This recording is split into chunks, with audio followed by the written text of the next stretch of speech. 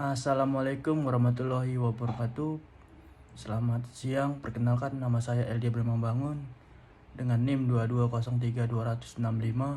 Di sini saya akan menjelaskan sedikit materi-materi yang diampu oleh Pak Wahyu dengan mata kuliah negosiasi dan advokasi bisnis. Nah, di materi ke-9 itu ada bisnis analisis. Nah, analisis bisnis adalah suatu proses dan strategi yang diterapkan dengan tujuan untuk melakukan evaluasi dan pengelolaan yang lebih baik terhadap suatu usaha atau bisnis. Selain itu, dengan analisis bisnis, suatu perusahaan atau sosial media dapat menentukan solusi atas tantangan yang dihadapi, sebab sistem ini mempertimbangkan dan juga memberikan jawaban seperti apakah yang dilakukan oleh perusahaan saat ini dan mengapa hal ini tersebut perlu diakoni. Apakah terdapat cara yang lebih baik dan efektif untuk diterapkan dan hasil dari data sebelumnya dengan saat ini. Kemudian berbekal hasil analisis bisnis tersebut, perusahaan dapat melakukan pengembangan berdasarkan hasil evaluasi. Nah, di sini ada 5 jenis analisis bisnis. Yang pertama itu ada SWOT. SWOT itu adalah kekuatan, kelemahan, peluang, dan ancaman. Analisis ini pebisnis dapat mempertimbangkan dan mengetahui faktor apa saja yang mempengaruhi secara internal dan eksternal. Yang kedua itu ada bisnis proses modeling. Sebuah proses pendekatan analisis bisnis selama masa analisis atau suatu proyek untuk mengidentifikasi ketimpangan yang terjadi antara proses bisnis saat ini dan di masa yang depan. Yang kedua itu ada MOS, misi, tujuan, strategi, dan taktik. Jenis ini menjadi salah satu teknik permodelan yang efektif untuk mengidentifikasi kemampuan suatu organisasi. Nah, yang kedua itu ada PASTEL. Teknik ini adalah teknik analisis yang digunakan untuk menghadapi persoalan lingkungan yang berkaitan dengan bisnis. Cara kerja dari metode ini yaitu dengan menganalisis dan mempelajari berbagai faktor seperti politik, ekonomi, sosiologi, teknologi, hukum, dan lingkungan. Dan yang terakhir itu ada Codeboy, pelanggan aktor transformasi proses pemandangan dunia, pemilik dan lingkungan. Metode ini diterapkan dengan mengidentifikasi secara menyeluruh bagaimana setiap proses pilihan atau tindakan dan keputusan dapat berpengaruh pada berbagai pihak. Nah, selanjutnya itu ada penggerak bisnis. Penggerak bisnis adalah masukan dan aktivitas utama yang mendorong hasil operasional dan keuangan suatu bisnis. Contohnya itu seperti pendorong bisnis adalah tenaga penjualan, jumlah toko, lalu produksi dan lain-lain. Untuk membuat pilihan internal mengenai strategi bisnis atau membangun model keuangan untuk menilai perusahaan. Penting untuk mendapatkan pemahaman yang kuat tentang pendorongan utama bisnis. Nah, selanjutnya itu mungkin materinya itu yaitu melaporkan penggerak bisnis. Bagaimana profesional manapun yang bekerja di bidang perencanaan dan analisis keuangan. Sebagian besar pekerjaannya adalah melaporkan pendorong bisnis utama dengan bagan, grafik dan tabel setelah data dikumpulkan. Tugas analisis keuangan adalah menyajikan dengan cara yang mudah dipahami. Metode yang populer adalah dengan membuat dashboard yang merangkum metrik utama dan membantu para eksekutif dan pengambil keputusan utama memvisualisasikan apa yang terjadi dalam bisnis tersebut. Nah, selanjutnya itu ada proses bisnis. Nah, proses bisnis ini adalah serangkaian tugas dan aktivitas bisnis yang dijalankan secara struktur, terorganisir dan saling berkaitan untuk mencapai tujuan perusahaan. Aktivitas yang dilakukan tentu akan berkaitan dengan pembuatan atau pengembangan produk bisnis. Dalam serangkaian proses bisnis, sejumlah peran dan posisi memiliki tugas yang berbeda-beda, namun tetap untuk mencapai tujuan bersama. Tahapan proses bisnis juga akan terjadi secara berulang-ulang dan akan dioptimalkan seiring waktu sesuai dengan standar. Nah, selanjutnya itu ada fungsi proses bisnis. Yang pertama itu membantu manajer dan pihak SDM perusahaan mengidentifikasi perusahaan dan permasalahan dan menemukan solusi selama perjalanan proses bisnis tersebut. Nah, mungkin pihak manajer dan SDM itu bisa mengidentifikasi kembali permasalahan-permasalahan apa saja yang dapat dicari solusinya untuk proses berjalannya bisnis tersebut. Yang kedua itu menjadi indikator penting bagi konsumen untuk mengetahui kapan proses bisnis akan dimulai dan diakhiri atau berkelanjutan. Nah, mungkin di sini konsumen bisa dapat mengetahui bahwasannya bisnis tersebut kapan dimulainya untuk perencanaan dan mengevaluasi kembali. Yang ketiga itu menjadi pedoman bagi karyawan perusahaan terkait tugas dan perannya dalam membantu mencapai tujuan bisnis. Nah, di sini karyawan juga dapat menjalankan tugasnya sebaik-sebaik mungkin untuk mencapai proses bisnis tersebut dan mencapai tujuan bersama. Nah, yang terakhir itu ada manfaat proses bisnis. Yang pertama itu meminimalisir risiko dan pengeluaran. Nah, di sini yang kedua itu ada meningkatkan efisiensi, yang ketiga itu fokus pada pelanggan, yang ketiga itu ada mengurangi human error, yang ketujuh itu ada adaptif terhadap perkembangan teknologi, dan yang terakhir itu manajemen waktu yang lebih baik. Nah, selanjutnya itu ada jenis-jenis proses bisnis. Di sini ada 3 jenis proses bisnis. Yang pertama itu proses primer, di mana proses ini merupakan kegiatan operasional melainkan mempersiapkan lingkungan perusahaan. Di sini terdapat 3 tahap, yaitu yang pertama produksi, pemasaran, dan yang terakhir itu pelayanan pelanggan. Dan yang kedua itu ada proses sekunder, di mana aktivitas yang dilakukan tidak untuk menambah nilai melainkan mempersiapkan lingkungan. Proses sekunder ini tetap harus berpedoman dan sesuai dengan operasional perusahaan. Dan yang terakhir itu ada proses manajemen, di mana melibatkan aktivitas pengawasan dan pemantauan terhadap standar dan tujuan untuk memastikan proses primer dan sekunder berjalan dengan efisien dan efektif. Selain itu, proses manajemen berfungsi untuk mengatur bisnis melalui perencanaan taktis, operasional, dan strategis. Dan selanjutnya itu ada proses bisnis. Nah, di sini ada analisis kegiatan. Tahap ini merupakan proses bisnis adalah melakukan analisis untuk mengidentifikasi tugas atau aktivitas apa saja yang perlu dilakukan dalam periode tertentu. Penting untuk memastikan analisis telah dilakukan dengan tepat sehingga sesuai dengan tujuan dan kebutuhan perusahaan. Nah, selanjutnya itu ada pengambilan keputusan. Setelah mengetahui apa saja yang perlu dilakukan terhadap tahapan proses bisnis selanjutnya adalah membuat dan mengambil keputusan. Hal ini tersebut biasanya berkaitan dengan penentuan biaya operasional, proses dan pembagian peran untuk kelancaran aktivitas.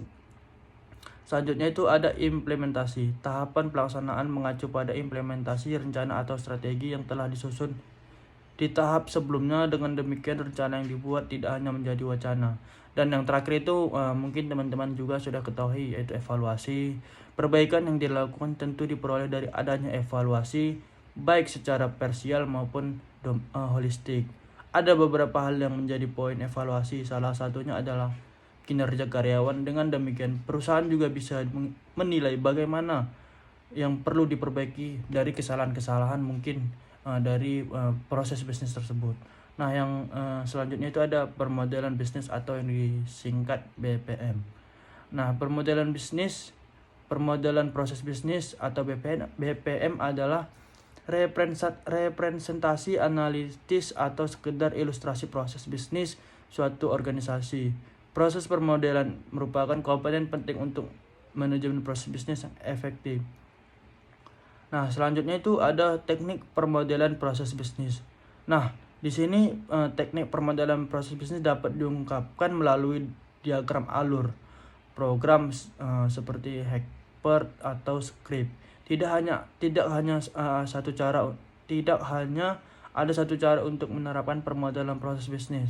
Sebenarnya bisa kita lihat bahwasannya di sini ada 12 teknik.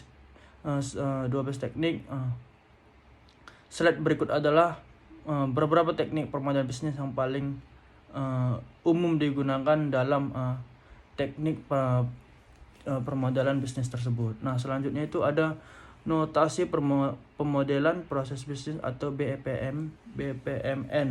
Nah, di sini notasi permodelan proses bisnis atau BPMN adalah penggunaan garis, panah, dan bentuk geometris yang relatif sederhana yang semuanya mengkomunikasikan aliran nuansa proses ketika perusahaan-perusahaan tersebut mengirimkan produknya dan menjalankan mesin pemasarannya. BPMN akan menjadi standar yang tidak perlu dipertanyakan lagi untuk pemodelan dan pelaksanaan proses. Namun saat ini kita masih berada di antara berita dan kenyataan. Namun BPMN masih merupakan bahasa yang dipelajari, dan meskipun relatif sederhana, tidak langsung intuitif bagi pengguna bisnis pada umumnya. Ini adalah alat yang hebat untuk konsultan proses, namun tidak berguna bagi mereka yang ingin membuat aplikasi sendiri. Nah, selanjutnya itu ada notasi proses universal. Universal Process Notation atau UPN adalah sistem lebih intuitif. UPN menyediakan kotak sederhana untuk setiap tugas yang harus diselesaikan. Kotak tersebut menunjukkan apa yang terjadi, siapa yang ditugaskan padanya, dan kapan hal itu terjadi secara berurutan. Hal ini sangat berguna bagi teknologi informasi untuk merancang dan menganalisis proses, bagi manajemen untuk mematuhi norma bisnis, dan bagi pengguna bisnis akhir untuk memahami proses sebagaimana yang dimaksud dengan UPMN tadi. Nah, selanjutnya itu ada teknik diagram alir. Nah, diagram alur ini menjelaskan alur proses yang kompleks dengan cara yang sederhana namun efektif. Mereka mengilustrasikan langkah-langkah proses dalam urutannya, mulai dari masukan, proses aktual, hingga keluaran. Faktanya, diagram alur memberikan kerangka bagi BPMN untuk menampilkan alur proses lanjutan. Nah, selanjutnya itu bagan gen. Diagram gen mampu menunjukkan keseluruhan proses dengan menggunakan waktu yang dibutuhkan sebagai salah satu sumber utama.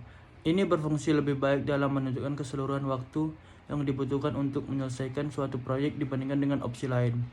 Nah, yang terakhir itu ada jaring Petri. Secara tradisional merupakan teknik permodelan alam matematika. Jaring Petri yang berguna untuk bisnis. Jarang Petri mengkalkulasi untuk memberikan kode warna pada langkah alur kerja yang kompleks, pengguna, dan rute dalam berbagai warna. Nah, mungkin sekian dari materi-materi yang saya jelaskan. Mungkin saya akhiri. Assalamualaikum warahmatullahi wabarakatuh. Assalamualaikum warahmatullahi wabarakatuh. Selamat siang. Perkenalkan, nama saya Eli Brima Bangun dengan NIM 2203265. Di sini saya akan menjelaskan sedikit tentang materi-materi, yaitu materi ke-10 yang berjudul dengan isu-isu strategis agribisnis yang perlu diadvokasikan. Nah, sebelum saya akan menjelaskan, di sini ini adalah MK mata kuliah negosiasi dan advokasi bisnis. Langsung saja, yaitu isu-isu strategis agribisnis yang perlu diadvokasikan. Nah, isu pangan lokal vs impor. Isu ini adalah jantung dari ketahanan pangan dan kedaulatan pangan di suatu negara. Advokasi di sini berfokus pada keseimbangan antara memenuhi kebutuhan konsumen domestik melalui produksi lokal dan peran impor dalam menjaga stabilitas pasokan dan harga. Selanjutnya itu isu pangan lokal versus impor. Nah, di sini mengapa perlu diadvokasikan? Di sini ada 4. Yang pertama itu kedaulatan pangan. Nah, ketergantungan berlebihan pada impor dapat mengancam kedaulatan pangan, membuat negara rentan terhadap gejolak pasar global dan kebijakan negara pengekspor. Selanjutnya itu ada kesejahteraan petani lokal. Impor yang tidak terkontrol, terutama saat panen raya domestik, dapat menekan harga petani lokal, mengakibatkan kerugian dan menurunkan minat bertani. Nah, selanjutnya itu ada pembangunan ekonomi lokal. Pembangunan ekonomi lokal mendorong pangan lokal, berarti mendukung rantai nilai di dalam negeri, menciptakan lapangan pekerjaan dan menggerakkan ekonomi pedesaan. Nah, selanjutnya itu ada kualitas dan keamanan pangan. Kontrol kualitas dan keamanan pangan lokal seringkali lebih mudah diawasi dibandingkan dengan produk impor yang menempuh perjalanan jauh. Selanjutnya itu ada poin-poin advokasi. Di sini ada 4 poin-poin advokasi. Yang pertama itu penerapan kebijakan perlindungan pasar yang adil bagi produk petani lokal, seperti tarif impor yang disesuaikan atau kuota kompor yang bijaksana. Yang kedua itu ada peningkatan investasi dalam produktivitas petani lokal, contohnya itu benih unggul, irigasi, dan pupuk. Selanjutnya itu ada pengungkatan rantai pasok domestik untuk mengurangi biaya dan meningkatkan efisiensi distribusi pangan lokal. Dan yang terakhir itu ada edukasi konsumen tentang pentingnya memilih produk pangan lokal dan musim. Selanjutnya itu ada isu keberlanjutan dan pertanian hijau atau disebut green agriculture.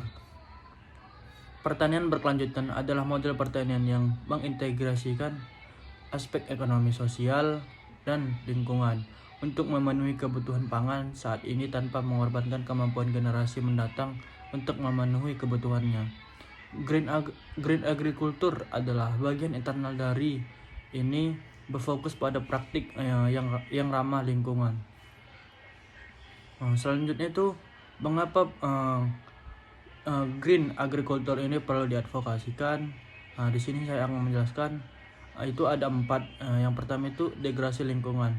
Praktis pertanian insentif yang tidak berkelanjutan dapat menyebabkan degradasi tanah, polusi air, hilangnya keanekaragaman hayati, dan emisi gas rumah kaca.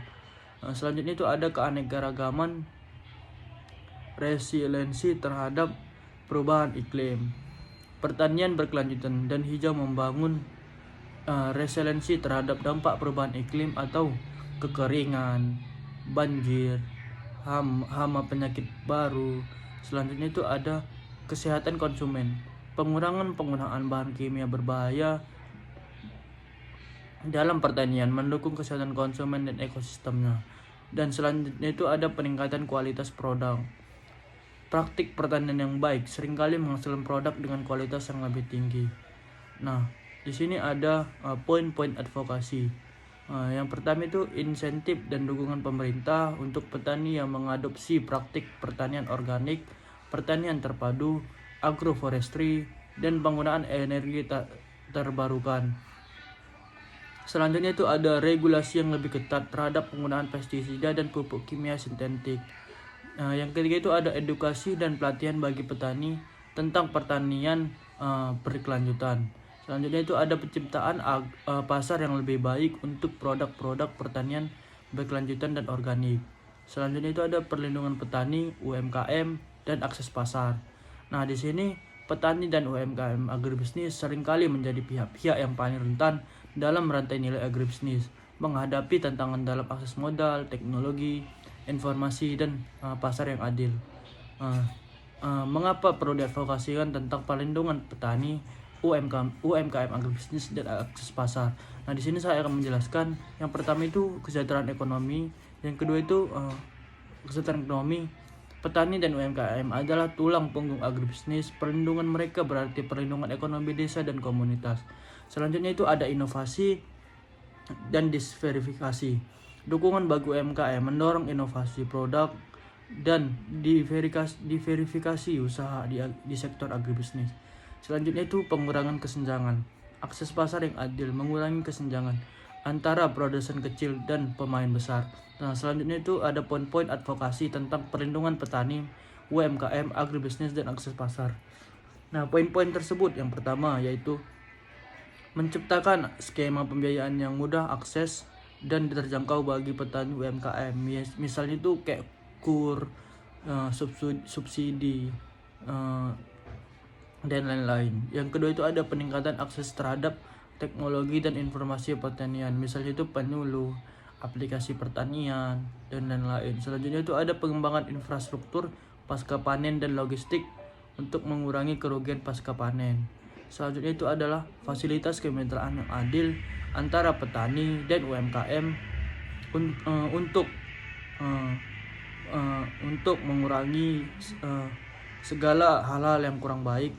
Nah, di sini ada juga industri pengolahan atau retail besar. Selanjutnya itu ada perlindungan terhadap praktik monopoli atau oligopoli dari pasar pertanian. Dan yang terakhir itu ada pemberdayaan kelembagaan petani. Contohnya itu koperasi, kelompok tani, untuk meningkatkan daya tawar dari perlindungan petani UMKM tersebut. Nah, selanjutnya itu ada isu ketimpangan logistik agribisnis di daerah 3T, terdepan, terluar, tertinggal. Nah, di sini saya akan menjelaskan sedikit isu-isu tersebut. Ketimpangan infrastruktur dan logistik di daerah 3T ini merupakan hambatan besar bagi pengembangan agribisnis, menyebabkan biaya tinggi dan distribusinya juga tinggi, kesulitan distribusi. Mengapa perlu diadvokasikan tentang 3T ini? Yang pertama itu disparitas harga. Biaya logistik yang tinggi menyebabkan harga produk pertanian di era 3T ini menjadi mahal bagi konsumen. Sementara harga di tingkat petani menjadi sangat rendah karena sulitnya akses pasar atau infrastruktur yang kurang memadai ke 3T tersebut. Nah, yang selanjutnya itu ada kerugian pasca panen. Kurangnya fasilitas penyimpanan dan transportasi yang memadai menyebabkan tingginya tingkat kerugian pasca panen. Selanjutnya itu ada keterbatasan akses pasar. Petani di daerah 3T kesulitan menjual produk mereka ke pasar yang lebih luas, membatasi potensi pendapatan mereka. Dan yang terakhir itu adalah pembangunan regional. Mengapa ketimpangan logistik krusial untuk pembangunan ekonomi yang merata di seluruh wilayah? Untuk poin-poin advokasi di daerah 3 itu ada 5. Yang pertama itu ada peningkatan investasi pemerintah dalam pengembangan infrastruktur seperti jalan, jembatan, pelabuhan, dan bandara di daerah 3T. Yang kedua itu ada pengembangan pusat-pusat pengumpulan dan distribusi produk pertanian di tingkat lokal dan regional. Yang ketiga itu ada pemberian insentif bagi perusahaan logistik untuk beroperasi di daerah 3T. Dan yang keempat itu pemanfaatan teknologi digital untuk informasi logistik dan manajemen rantai pasok di daerah terpencil. Dan yang terakhir itu pengembangan moda transportasi alternatif yang sesuai dengan kondisi geografis di daerah 3T tersebut. Selanjutnya itu ada studi kasus. Advokasi dengan pangan organik di era food estate dan digitalisasi supply chain. Isu-isu advokasi dalam konteks ini seperti konflik potensial, program food estate yang berorientasi monokultur dan intensifikasi dapat bertentangan dengan prinsip-prinsip pertanian organik dan keberlanjutan. Advokasi diperlukan untuk memastikan bahwa food estate mempertimbangkan praktik berkelanjutan atau mengintegrasikan zona organik. Selanjutnya itu ada peluang digitalisasi. Digitalisasi dapat menjadi alat advokasi yang kuat untuk pangan organik. Platform e-commerce dapat menghubungkan langsung petani organik dengan konsumen. Blockchain dapat menjalin transparansi, sertifikasi, serta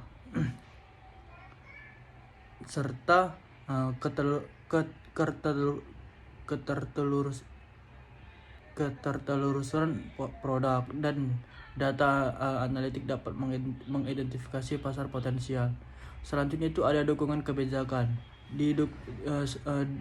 Dukungan kebijakan ini dapat mendorong kebijakan yang mendukung pengembangan rantai nilai dengan organik, termasuk insentif pajak, subsidi, dan program pendidikan. Selanjutnya itu ada poin-poin advokasi tentang studi kasus tersebut. Yang pertama itu integrasi prinsip pertanian organik dan berkelanjutan dalam perencanaan dan pelaksanaan program food estate. Yang kedua itu ada pengembangan infrastruktur digital yang mendukung transparansi dan ketertelusuran produk organik. Yang keempat itu ada fasilitasi akses petani organik ke platform digital dan pelatihan penggunaan teknologi. Selanjutnya itu ada penyusunan regulasi yang jelas dan mendukung ekosistem pangan organik, termasuk skema sertifikasi partisipatif atau PGS sebagai alternatif sertifikasi pihak ketiga untuk petani skala kecil. Nah, mungkin ini saja yang bisa saya sampaikan di materi yang ke-10. Saya akhiri. Assalamualaikum warahmatullahi wabarakatuh. Assalamualaikum warahmatullahi wabarakatuh. Selamat siang. Perkenalkan, nama saya Eldi Ibrahim Bangun dengan NIM 2203265. Di sini saya akan menjelaskan materi yang ke-11 yang berjudul Teknik, Strategi, dan Advokasi Modern dalam Agribisnis. Nah, di sini ada digitalisasi advokasi. Era digital telah mengubah landscape advokasi secara signifikan. Media sosial, petisi online, dan kampanye digitalisasi menjadi alat ampuh untuk menjangkau khalayak luas, membangun kesadaran dan mobilisasi dukungan. Selanjutnya itu ada grassroots advokasi, berfokus pada mobilisasi dan pemberdayaan masyarakat di tingkat akar rumput. Di dalam konteks ini adalah komunitas petani. Kekuatan advokasi ini terletak pada jumlah dan suara kolektif dari individu yang terdampak langsung oleh isu-isu yang diperjuangkan. Selanjutnya itu ada media relation, pembangunan hubungan baik dengan media atau cetak, elektronik, dan daring adalah kunci untuk memperluas jangkauan pesan advokasi dan membentuk opini publik. Selanjutnya itu ada digitalisasi advokasi, memanfaatkan media sosial, petisi online, dan kampanye digital. Media sosial merupakan platform seperti Twitter, Facebook, Instagram, dan YouTube memungkinkan para advokat untuk menyebarkan informasi seperti berbagai fakta, data, cerita, dan analisis mengenai isu-isu agribisnis. Selanjutnya itu ada membangun komunitas, menghubungkan dengan individu dan organisasi yang memiliki minat yang sama. Selanjutnya itu mengorganisir aksi, mengumumkan secara kampanye dan cara-cara untuk terlibat. Selanjutnya itu adalah mempengaruhi opini publik, membentuk narasi dan merespon informasi yang salah satunya yang salah atau merugikan. Yang terakhir itu ada berinteraksi langsung dengan pembuat kebijakan, berupa pembuatan kebijakan aktif di media sosial dan dapat dipengaruhi oleh tekanan publik. Selanjutnya itu ada petisi online. Nah, petisi online merupakan platform seperti Change.org atau Avast, memungkinkan pengumpulan tanda tangan secara daring untuk mendukung suatu tuntutan atau perubahan kebijakan. Petisi online dapat dengan cepat mengumpulkan dukungan dalam jumlah besar dan memberikan tekanan kepada target advokasi. Selanjutnya itu ada kampanye digital. Kampanye digital melibatkan penggunaan berbagai saluran digital secara terkoordinasi untuk menciptakan tujuan advokasi. Ini bisa meliputi yang pertama itu website dan blog sebagai pusat informasi kampanye, dan yang kedua itu ada email marketing untuk membangun hubungan dengan mendukung dan memberikan pembaharuan. Selanjutnya itu ada iklan online untuk menjangkau audiens yang lebih luas. Selanjutnya itu ada video dan infografis. Ini adalah untuk menyampaikan informasi secara menarik dan mudah dipahami. Selanjutnya itu ada penggunaan hashtag. Untuk penggunaan hashtag ini tujuannya untuk memperluas jangkauan pesan dan membangun percakapan di media sosial. Selanjutnya itu ada grassroots advokasi, pemberdayaan komunitas petani.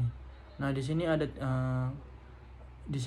bisa saya jelaskan tentang grassroots advokasi pemberdayaan komunitas petani. Yang pertama itu membangun organisasi petani yang kuat, mendukung pembentukan atau penguatan kelompok tani, koperasi, dan federasi petani agar mereka memiliki wadah yang menyuarakan kepentingan bersama. Selanjutnya itu ada pendidikan dan pelatihan. Di sini kita bisa meningkatkan pemahaman petani tentang hak-hak mereka, kebijakan petani, dan cara partisipasi dalam proses pengambilan keputusan. Nah, selanjutnya itu ada mobilisasi akses aksi lokal. Di sini mengorganisir pertemuan, diskusi, demonstrasi, atau aksi kolektif di tingkat komunitas untuk menarik perhatian pada isu-isu spesifik. Selanjutnya itu ada membangun koalisi dengan organisasi lain, bekerja sama dengan organisasi masyarakat sipil atau OMS, akademis, dan kelompok lain yang memiliki tujuan yang sejalan. Selanjutnya itu ada mendokumentasikan pengalaman petani. Nah, di sini kita bisa mengumpulkan cerita dan data di lapangan untuk memperkuat argumen advokasinya. Selanjutnya itu mengapa pemberdayaan petani itu penting? Nah, di sini saya bisa jelaskan. Yang pertama itu suara yang lebih autentik. Petani adalah pihak yang paling merasakan dampak langsung dari kebijakan pertanian, sehingga suara mereka memiliki legitimasi yang kuat. Nah, selanjutnya itu ada dukungan yang kuat. Atau yang luas. Di sini mobilisasi komunitas petani dapat menghasilkan dukungan yang signifikan untuk kampanye advokasi. Selanjutnya itu ada akuntabilitas. Di sini akuntabilitas pembuat kebijakan. Tekanan dari konsultan di tingkat lokal dapat mendorong pembuat kebijakan dan untuk lebih responsif. Selanjutnya itu ada media relation dalam advokasi agribisnis. Di sini ada poin-poinnya. Yang pertama itu mengembangkan pesan yang jelas dan menarik. Pesan advokasi harus ringkas, mudah dipahami dan relevan bagi audiensi media. Selanjutnya itu membangun daftar kontak media, mengidentifikasi jurnalis dan outlet media yang meliputi isu-isu agribisnis. Selanjutnya itu menulis siaran pers yang efektif, menyediakan informasi yang relevan, akurat, dan menarik bagi jurnalis. Selanjutnya itu mengadakan konferensi pers. Nah, di sini untuk mengumumkan isu penting atau merespon perkembangan terkini. Selanjutnya itu menawarkan wawancara dan opini, menyediakan juru bicara yang kompeten untuk berbicara kepada media. Selanjutnya itu memonitor liputan media, melacak bagaimana isu advokasi diliputi dan merespon jika ada informasi yang tidak akurat. Dan yang terakhir itu membangun hubungan jangka panjang dengan jurnalis. Di sini berusaha menjadi sumber informasi yang kredibel bagi media-media yang ada.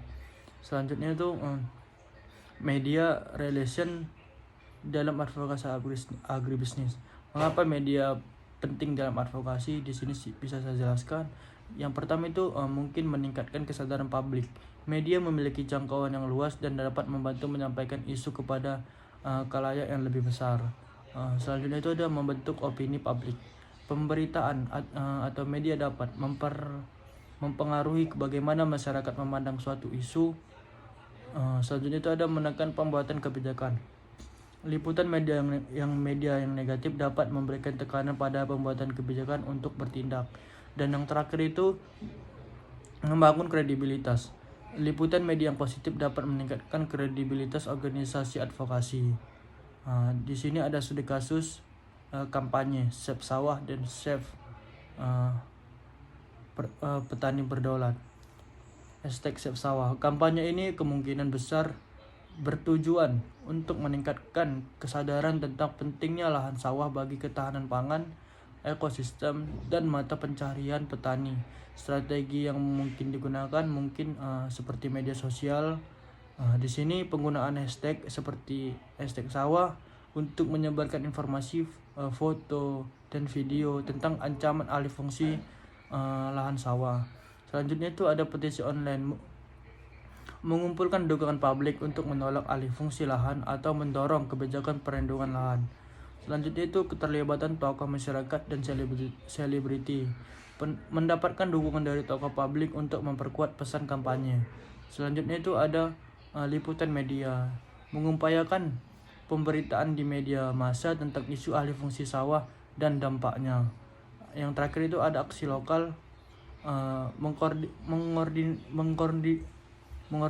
mengorganisir aksi damai atau diskusi publik di komunitas yang terdampak. Selanjutnya itu ada #petani berdaulat. Kampanye ini memungkinkan besar berfokus pada isu kedaulatan pangan dan pemberdayaan petani. Strategi yang mungkin digunakan yaitu narasi pemberdayaan, menyebabkan cerita sukses petani dan pentingnya dukungan terhadap petani lokal. Selanjutnya itu ada edukasi publik, meningkatkan pemahaman masyarakat tentang isu-isu seperti impor pangan, harga yang tidak adil, hak-hak petani. Selanjutnya itu ada advokasi kebijakan, mendorong pemerintah untuk mengadopsi kebijakan yang lebih pro kepada petani seperti perlindungan harga, akses pasar, dan dukungan teknologi. Selanjutnya itu ada kolaborasi dengan organisasi petani. Bekerja sama dengan organisasi petani di berbagai tingkat untuk memperkuat gerakan-gerakan tersebut. Selanjutnya itu ada penggunaan konten kreatif, membuat infografis, video pendek, dan konten menarik lainnya untuk menjangkau audiens yang lebih luas. Selanjutnya itu ada analisis studi kasus. Yang pertama itu identifikasi tujuan. Apa tujuan spesifik dari kampanye? Yang kedua itu analisis target audiens. Siapa yang ingin dijangkau oleh kampanye ini, atau masyarakat umum, pembuat kebijakan, atau petani. Selanjutnya itu ada penggunaan teknik digital. Bagaimana media sosial dan platform online dimanfaatkan. Selanjutnya itu ada keterlibatan komunitas. Apakah ada upaya mobilisasi petani dan masyarakat sivil. Yang selanjutnya itu hubungan dengan media. Bagaimana kampanye ini berinteraksi dengan media massa. Selanjutnya itu ada dampak dan hasil. Apa dampak yang berhasil dicapai oleh kampanye ini? Misalnya perubahan kebijakan, peningkatan kesadaran publik. Nah, mungkin sekian materi ke-11 mata kuliah negosiasi dan advokasi bisnis. Saya akhiri. Assalamualaikum warahmatullahi wabarakatuh. Assalamualaikum warahmatullahi wabarakatuh. Perkenalkan, nama saya Aldi Bermabangun dengan NIM 2203265. Di sini saya akan membuat tugas video dari mata kuliah negosiasi dan advokasi bisnis dengan judul pemetaan stakeholder dan aliansi advokasi dalam agribisnis. Nah, selanjutnya itu ada identifikasi stakeholder strategis di agribisnis.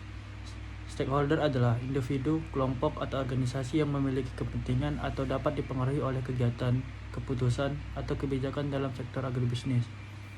Identifikasi stakeholder strategis melibatkan pengenalan pihak-pihak yang memiliki pengaruh signifikan atau kepentingan langsung terhadap isu yang ingin diadvokasikan. Selanjutnya itu ada pemerintah.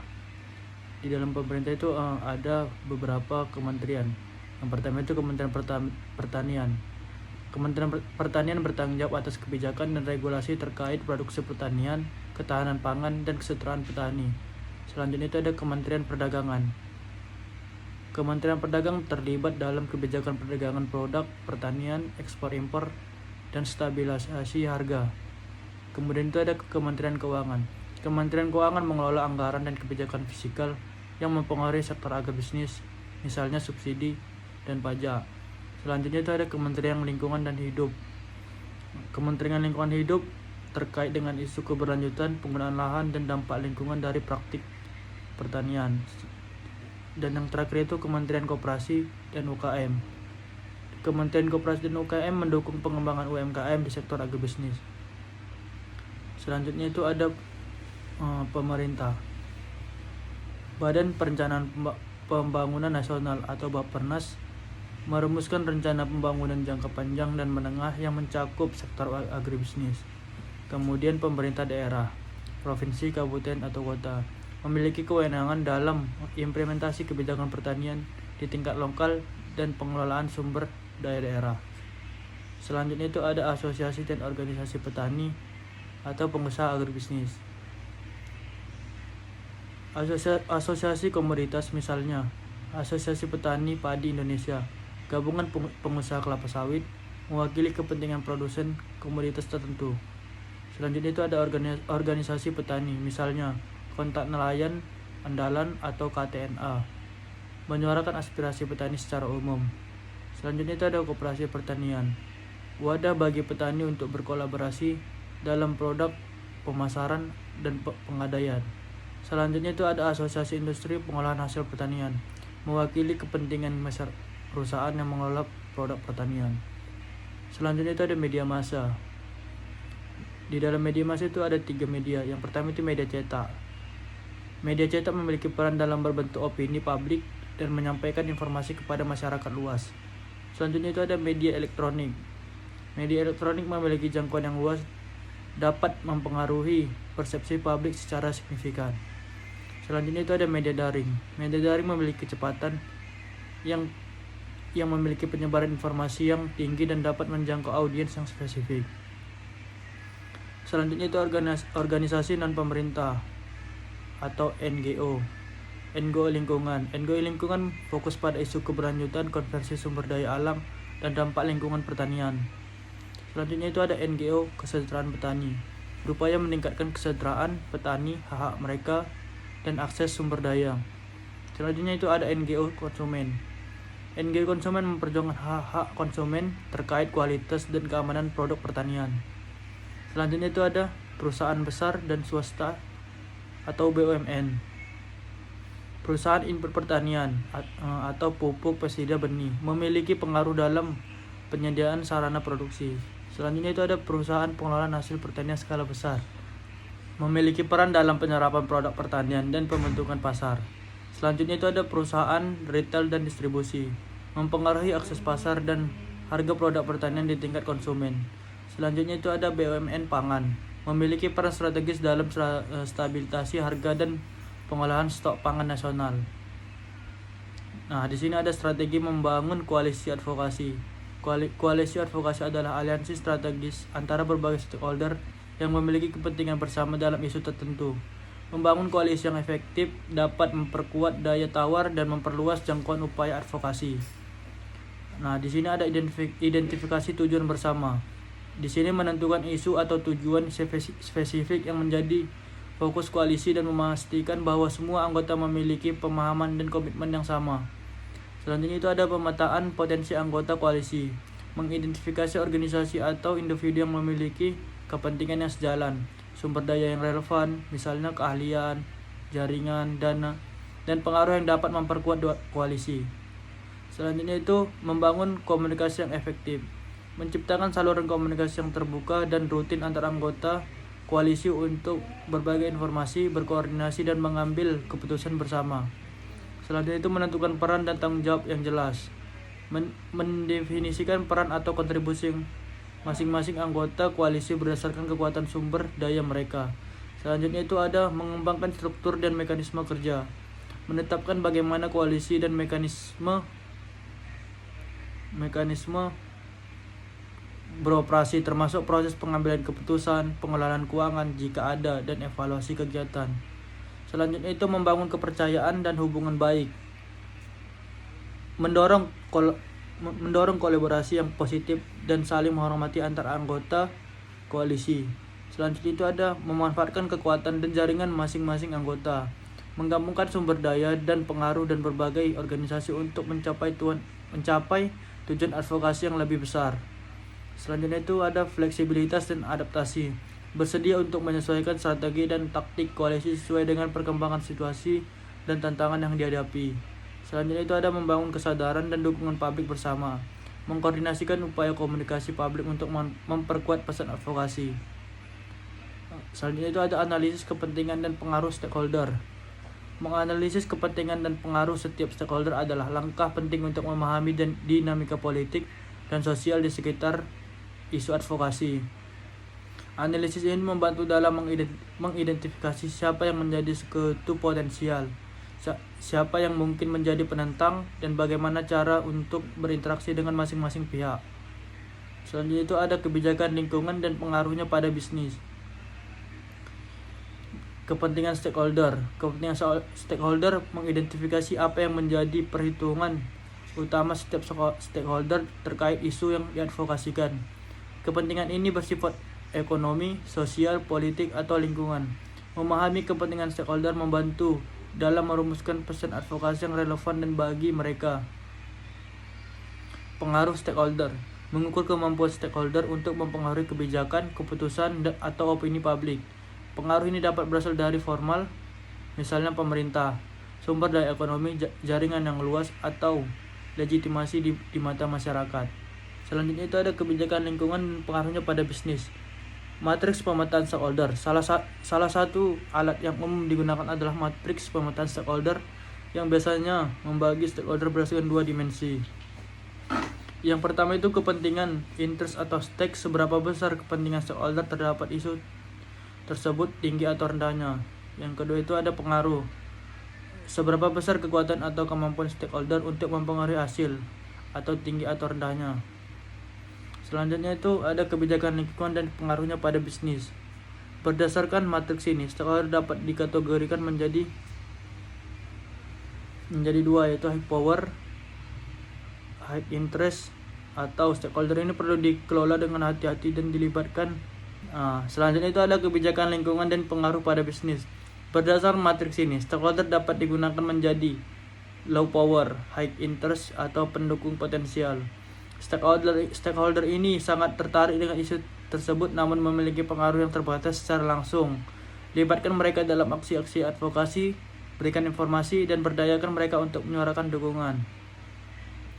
Selanjutnya itu ada low power, low interest, atau pengamat. Stakeholder ini memiliki kepentingan dan pengaruh yang rendah, monitor mereka dan berikan informasi jika diperlukan, namun tidak perlu menjadi fokus utama advokasi. Selanjutnya itu ada analisis kepentingan dan pengaruh stakeholder. Analisis SWOT stakeholder menganalisis kekuatan atau strength, kelemahan, weakness, peluang, opportunities, dan ancaman, threats. Dari perspektif setiap stakeholder dapat memberikan wawasan yang lebih mendalam tentang bagaimana mereka mungkin bereaksi pada upaya advokasi. Nah, mungkin sekian dari video yang saya jelaskan. Saya akhiri. Assalamualaikum warahmatullahi wabarakatuh. Assalamualaikum warahmatullahi wabarakatuh. Perkenalkan, nama saya Eli Bermebangun dengan NIM 2203265. Di sini saya akan membuat video tugas dari mata kuliah negosiasi dan advokasi bisnis materi yang ke-13 dengan judul advokasi berbasis data dan digital tools dalam agribisnis. Pentingnya data dalam advokasi agribisnis. Data adalah tulang punggung advokasi berbasis bukti. Dalam agribisnis, data memberikan legitimasi pada klaim dan membantu mengidentifikasi agar masalah serta potensi solusi. Selanjutnya itu ada statistik harga produsen atau petani. Data fluktuasi harga di tingkat petani dapat menunjukkan ketidakstabilan pendapatan, masalah rantai pasok, atau tekanan dari produk impor. Ini menjadi bukti kuat untuk advokasi kebijakan stabilisasi harga atau subsidi. Selanjutnya itu ada harga konsumen. Perbandingan harga di tingkat konsumen dengan harga petani dapat mengungkapkan inefisiensi rantai pasok atau praktik kartel. Selanjutnya itu ada perbandingan harga regional atau global. Data ini dapat digunakan untuk menunjukkan disparitas harga antar daerah atau ketidakmampuan produk lokal bersaing dengan produk impor.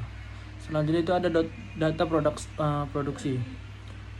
Volume produksi menunjukkan kapasitas produksi suatu komoditas. Penurunan produksi dapat mengindikasikan masalah lahan, iklim, atau insentif bagi petani.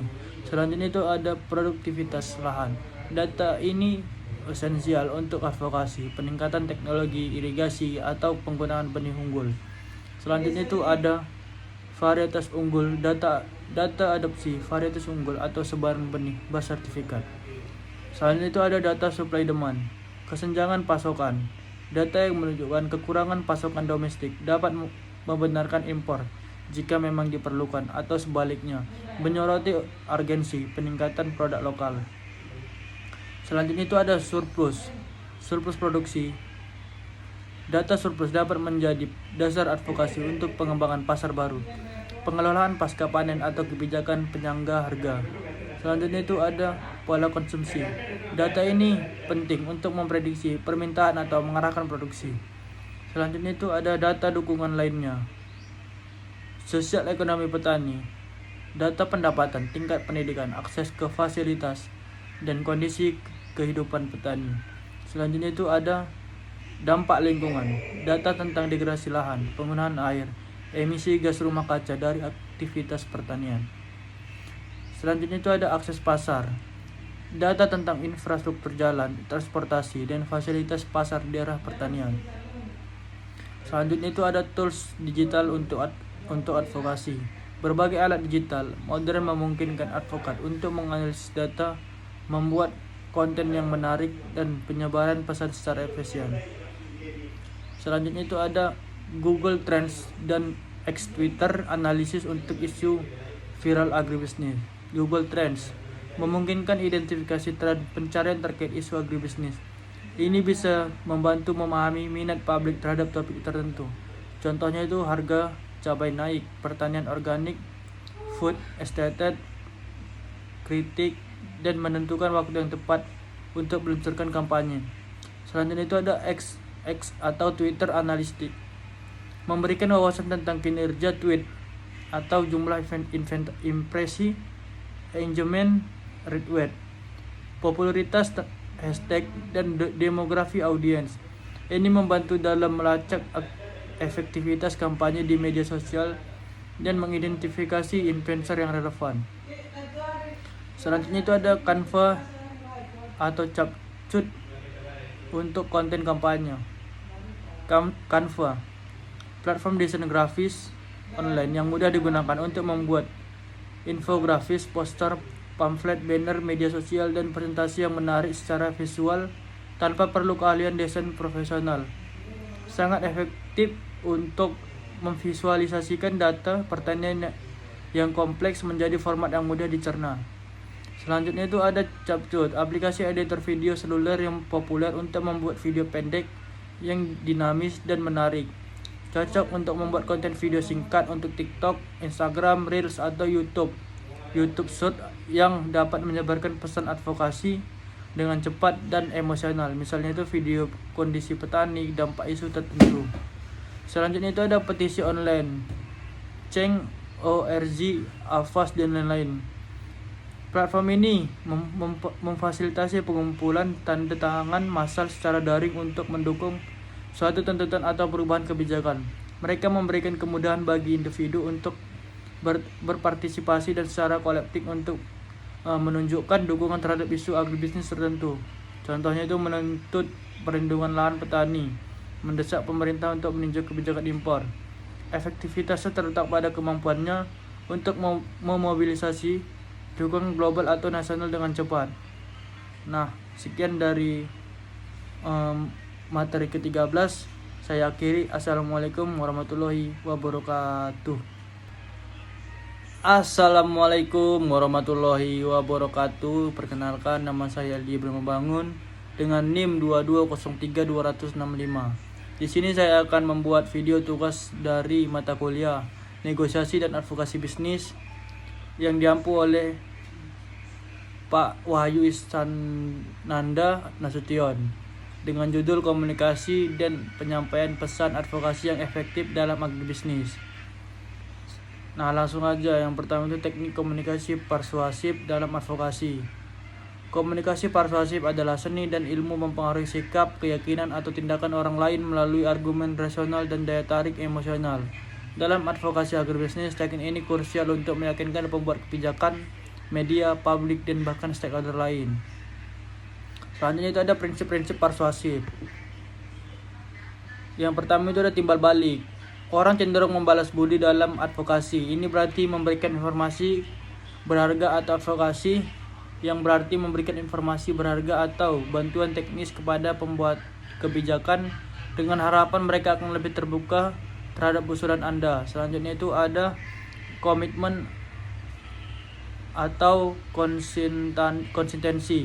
Orang ingin konsisten dengan apa yang telah mereka katakan atau lakukan sebelumnya. Dorong stakeholder untuk membuat komitmen kecil di awal yang kemudian dapat dikembangkan menjadi komitmen yang lebih besar. Misalnya, minta pembuat kebijakan untuk secara terbuka mengakui kepentingan petani, lalu gunakan pernyataan tersebut sebagai dasar untuk advokasi kebijakan pro petani. Selanjutnya itu ada social proof atau bukti sosial. Orang akan mengikuti tindakan orang lain, terutama jika mereka tidak yakin. Tunjukkan bahwa banyak petani atau organisasi lain yang mendukung isu Anda, sorot keberhasilan praktik pertanian tertentu, atau dampak positif suatu kebijakan di tempat lain. Selanjutnya itu ada authority atau otoritas. Orang cenderung mengikuti saran dan figur otoritas. Gunakan data dari lembaga penelitian terkemuka, kutip pendapat ahli pertanian, atau libatkan tokoh masyarakat yang dihormati dalam kampanye advokasi. Selanjutnya itu ada liking atau suka. Orang lebih mudah Orang lebih mudah dibujuk atau orang yang mereka sukai. Bangun hubungan baik dengan target advokasi. Tampilkan kredibilitas dan berkomunikasi dengan cara yang ramah dan dapat dipercaya. Selanjutnya itu ada kelangkaan. Orang menilai lebih tinggi suatu langka atau terbatas. Tekankan urgensi isu agribisnis. Misalnya, jika tidak ada tindakan sekarang, lahan produktif akan hilang selamanya atau generasi petani muda akan meninggalkan sektor ini. Selanjutnya itu ada penyusutan pesan yang efektif. Relevansi. Pesan harus relevan dengan kepentingan dan nilai audiens target. Bagi pembuat kebijakan, fokus pada dampak ekonomi atau stabilitas sosial. Bagi konsumen, fokus pada keamanan pangan atau keberlanjutan lingkungan. Selanjutnya itu jelas dan ringkas. Hindari jargon teknis, sampaikan pesan utama dengan kalimat yang mudah dipahami dan diingat. Selanjutnya itu berbasis solusi. Jangan hanya menyediakan masalah, tetapi juga tawarkan solusi konkret atau realistis. Misalnya, bukan hanya harga pupuk mahal, tapi pemerintah perlu mengimplementasikan skema subsidi pupuk yang lebih tepat sasaran dan transparan. Selanjutnya itu ada menarik emosi dan logika. Pesan yang kuat menggabungkan daya tarik emosional, misalnya cerita tentang perjuangan petani. Selanjutnya itu dengan argumen rasional yang didukung data. Selanjutnya itu konsisten. Pastikan pesan yang disampaikan itu konsisten di semua saluran komunikasi oleh semua juru bicara. Selanjutnya itu ada pemilihan saluran komunikasi. Audiens target. Pilihan saluran yang paling sering digunakan oleh audiens terkait Anda, misalnya media sosial untuk generasi muda, pertemuan tatap muka untuk membuat kebijakan, radio lokal untuk petani di pedesaan. Selanjutnya itu ada sifat pesan. Pesan kompleks mungkin membutuhkan laporan atau presentasi, sementara pesan singkat dan mendesak cocok untuk media sosial atau siaran pers. Selanjutnya itu ada storytelling berbasis data agribisnis. Storytelling adalah alat yang sangat ampuh dalam advokasi karena mampu menghubungkan data dengan pengalaman manusia, menjadikan lebih mudah dipahami, diingat, dan direspon secara emosional. Ketika digabungkan dengan data, storytelling menjadi sangat persuasif. Selanjutnya itu mengapa storytelling berbasis data efektif. Yang pertama itu mungkin humanisasi isu. Data saja bisa terasa dingin atau abstrak. Cerita memberikan wajah manusia pada statistik, menunjukkan dampak nyata dari masalah atau solusi pada individu atau komunitas. Selanjutnya itu meningkatkan daya ingat. Otak manusia lebih mudah mengingat narasi daripada sekumpulan fakta dan angka. Selanjutnya itu membangun empati. Cerita dapat membangkitkan emosi dan empati, mendorong audiens untuk peduli dan bertindak. Selanjutnya itu menyederhanakan kompleksitas. Cerita dapat membantu menjelaskan isu agribisnis yang kompleks, misalnya rantai pasok global, dampak perubahan iklim, menjadi format yang lebih mudah dan diterima. Selanjutnya itu meyakinkan lebih baik. Sebuah cerita yang kuat didukung oleh data yang akurat, jauh lebih meyakinkan daripada data semata. Selanjutnya itu ada elemen storytelling berbasis data dalam agribisnis. Yang pertama itu tokoh atau karakter. Siapa tokoh dalam utama cerita? Petani yang berjuang, UMKM inovatif, atau konsumen yang peduli. Selanjutnya itu konflik atau masalah. Apa tantangan yang dihadapi tokoh tersebut? Misalnya harga jatuh, gagal panen, lahan tergusur, kesulitan akses modal. Disinilah data dapat masuk menunjukkan skala masalahnya. Misalnya penghasilan Pak Budi turun dari 50% dikarenakan harga jagung anjlok. Data BPJS menunjukkan harga jagung di tingkat petani memang turun 45% dalam 3 bulan terakhir. Selanjutnya itu ada elemen storytelling berbasis data dalam agribisnis. Aksi atau perjuangan. Apa yang dilakukan tokoh untuk mengatasi masalah? Contohnya itu Pak Budi mencoba beralih ke pertanian organik atau sekelompok petani membentuk koperasi. Resolusi atau harapan. Apa solusi yang diadvokasikan atau apa dampak positif yang mungkin terjadi jika solusi diterapkan. Selanjutnya itu ada elemen data yang terintegrasi. Data tidak disajikan secara terpisah, melainkan dianyam ke dalam narasi untuk memperkuat klaim dan memberikan bukti. Visualisasi data atau infografis grafik dapat menyertai cerita untuk memberikan dukungan visual. Call to action, apa yang diharapkan dari audiens setelah mendengar cerita. Selanjutnya itu ada contoh penerapan dalam agribisnis. Video dokumenter pendek mengisahkan perjuangan seorang petani kopi di pedalaman yang kesulitan menjual produk karena infrastruktur yang buruk, diselingi dengan data tentang minimnya akses jalan di daerah 3T. Selanjutnya itu ada infografis interaktif. Assalamualaikum warahmatullahi wabarakatuh. Selamat siang. Perkenalkan, nama saya Edi Bermembangun dengan NIM 2203265. Di sini saya akan menjelaskan sedikit materi yang ke-15, yaitu manajemen krisis dalam advokasi bisnis. Apa itu manajemen krisis dalam konteks advokasi? Adalah serangkaian proses dan tindakan yang terencana untuk mempersiapkan, merespon, dan pulih dari peristiwa tak terduga yang dapat merugikan tujuan advokasi, kredibilitas organisasi atau kelompok yang diwakili. Tujuannya adalah meminimalkan dampak negatif dan jika mungkin mengubah krisis menjadi peluang. Contoh krisis dalam advokasi bisnis, agribisnis. Berita hoax harga pangan, misalnya tersebarnya informasi palsu tentang kenaikan drastis harga beras yang memicu kepanikan konsumen dan destabilisasi pasar. Bagi kelompok advokasi petani, ini menjadi krisis karena dapat memicu kebijakan kontrol harga yang merugikan petani atau menjadikan petani sebagai penyebab kenaikan harga. Kebijakan dadakan larangan impor ekspor. Pemerintah secara tiba-tiba mengeluarkan kebijakan larangan ekspor komoditas tertentu, misalnya minyak goreng, batu bara, atau larangan produk impor pertanian. Ini bisa menjadi krisis besar bagi asosiasi pengusaha agribisnis atau eksportir karena langsung mengancam keberlangsungan usaha dan rantai pasok. Selanjutnya itu pencemaran nama baik komoditas. Sebuah produk pertanian tertentu, misalnya kelapa sawit, produk hortikultura, dituduh memiliki dampak negatif serius terhadap lingkungan atau kesehatan tanpa bukti ilmiah yang kuat, yang disebarkan luas oleh media atau kelompok tertentu. Ini menjadi krisis bagi asosiasi produsen komoditas tersebut. Selanjutnya itu ada kegagalan program pertanian skala besar. Sebuah program pemerintah, misalnya food estate, yang diadvokasikan atau dikritik oleh organisasi, ternyata mengalami kegagalan besar yang menyebabkan kerugian ekonomi dan lingkungan. Ini dapat menjadi krisis kepercayaan bagi pihak yang mengadvokasikan atau mengkritik program tersebut, tergantung pada posisi mereka. Contoh krisis dalam advokasi agribisnis. Serangan personal terhadap tokoh advokat. Tokoh dalam advokat pertanian diserang secara personal dengan tuduhan yang tidak benar atau pencemaran nama baik yang dapat melemahkan gerakan advokasi secara keseluruhan. Selanjutnya itu strategi menghadapi penolakan, ancaman, atau misi informasi. Menghadapi penolakan, ancaman, atau misi informasi memerlukan respon yang cepat, terkoordinasi, dan strategis. Pembentukan tim krisis. Tunjuk tim inti yang terdiri dari juru bicara, ahli komunikasi, ahli hukum jika diperlukan, dan perwakilan dari kelompok yang diadvokasikan. Tim ini harus memiliki otoritas untuk membuat keputusan cepat. Selanjutnya itu ada pemantauan dan deteksi dini.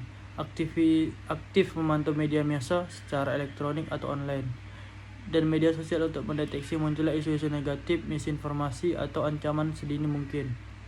Gunakan alat social listening untuk melacak sebutan merek, hashtag terkait, sentimen publik. Selanjutnya itu ada penilaian dan analisis. Setelah krisis terdeteksi, secara langsung analisis mendalam. Apa sumber krisis? Seberapa luas dampaknya? Siapa saja yang terpengaruh? Apa aja faktor yang mempengaruhi sebenarnya? Siapa pihak-pihak yang menyebarkan informasi atau ancaman? Bedakan antara kritik yang valid dan misinformasi yang hoax. Selanjutnya itu ada pengembangan pesan kunci. Rumuskan pesan-pesan kunci yang jelas, ringkas, akurat, dan konsisten. Fokus pada fakta, koreksi misinformasi, dan menegaskan posisi advokasi. Hindari bahasa yang emosional atau defensif. Selanjutnya itu ada respon cepat dan tepat. Jangan menunda respon. Penundaan dapat memperburuk situasi dan menimbulkan persepsi negatif. Pilih saluran yang tepat tergantung pada sifat krisis, misalnya pernyataan pers, klarifikasi di media sosial, surat terbuka, dialog dengan pihak terkait. Transparansi, bersikap terbuka dan jujur sejauh mungkin. empati, akui kekhawatiran publik dan pihak yang terdampak. Selanjutnya itu ada fokus pada solusi.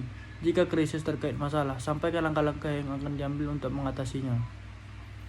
Selanjutnya itu ada melawan informasi dan hoax, fakta dan bukti. Sajikan data dan bukti konkret untuk membantah misi informasi.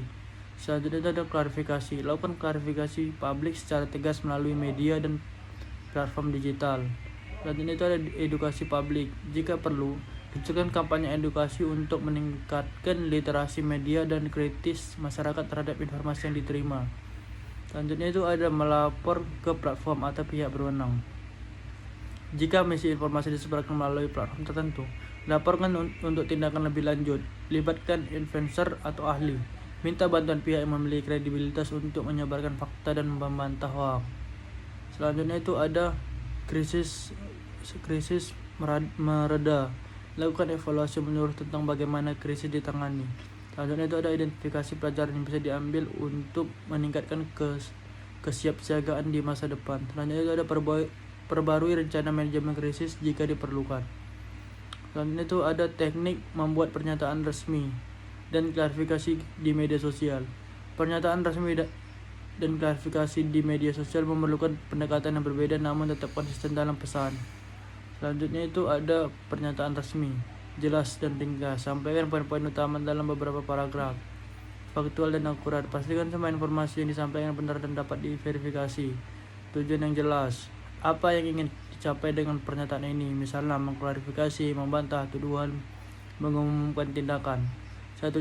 Satu suara, pastikan hanya satu juru bicara resmi yang ditunjuk untuk memberikan pernyataan. Call to action, opsional jika relevan.